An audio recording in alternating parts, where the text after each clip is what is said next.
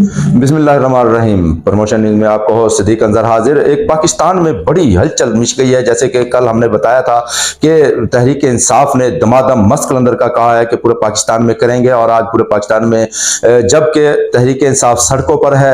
एक बड़ी खबर आई है कि ब्यूरोक्रेसी की तरफ से भी जो ये हंगामा खेजी सामने आ रही है, और सबसे पहले तो इंतखाबात से पहले सेक्रेटरी इलेक्शन कमीशन ने भी अपने ओहदे से रिजाइन दे दिया था। शायद यही वजह थी कि उन पर भी प्रेशर था कि वो करप्शन करें, धांधली करें, और धांधली से शायद उन्होंने इनकार किया। और अभी एक खबर यह आई है कि इस वक्त जो रावलपिंडी के कमिश्नर हैं लियाकत अली चट्ठा, उन्होंने अपने ओहदे से इस्तीफा दे दिया और इस बात का इकरार किया है कि वाकई एक बड़ी धांधली नहीं बल्कि पाकिस्तान के इलेक्शन में धांधला हुआ है। और मैं वो उन्होंने खुद कहा कि 15 के करीब नशिस्तें ऐसी थी रावलपिंडी डिवीजन में जो 70 और 50 हजार की लीड से हमारे मुखालफिन, यानी कि हुकूमत के मुखालफिन जो हुकूमत थी या जो भी थे एस्टेब्लिशमेंट थी, वो जीत रहे थे, लेकिन उनको 50 और 70 हजार की लीड से हरवा दिया गया।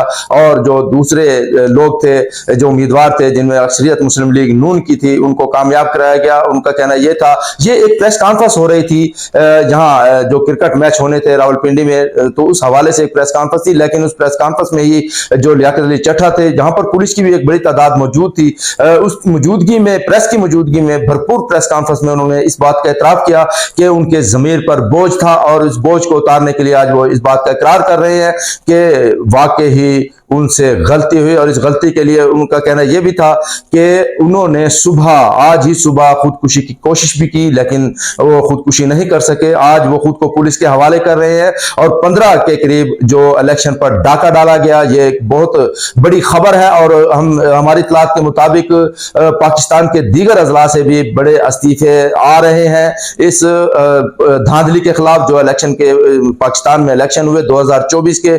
इसका मतलब यह था कि जैसे कि तहरीक इंसाफ ने एक दिन कबल यहां इस्लामाबाद में भरपूर प्रेस कॉन्फ्रेंस की थी इंटरनेशनल और नेशनल मीडिया के सामने कि उनके 170 के करीब नशिस्तें बन रही थी, लेकिन उनको हरवाया गया। उनके पास फॉर्म 45 भी थे, और 47 फॉर्म में जो तब्दीलियां की गई थी वो ये बता रही थी कि वाकई एक बड़े पैमाने पर करप्शन हुई है, धांधली हुई है।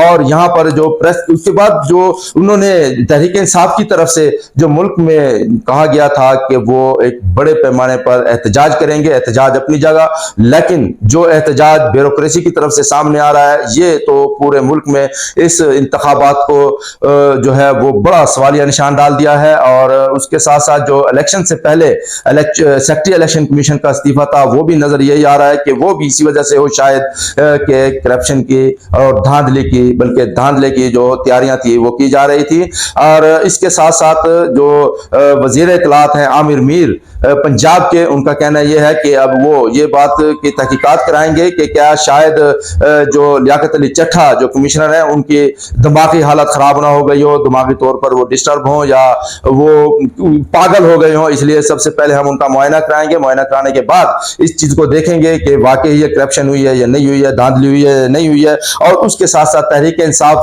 के जो इस वक्त सरबराह हैं बैरिस्टर गोहर, उनका भी एक यहाँ पर रद्द-ए-अमल सामने आया है। उसमें उन्होंने कहा है कि वो ये देखेंगे कि अगर ये वाकई धांधली हुई है तो इस पर एक बड़े पैमाने पर इलेक्शन कमीशन और इलेक्शन कमिश्नर और उसके साथ साथ जो ताकतें हैं जिन्होंने ये इंतखाबात में धांधली की, उनको अपने इस्तीफे दे देने चाहिए, और फिर इस मुल्क में दोबारा इंतखाबात की डेट देनी चाहिए।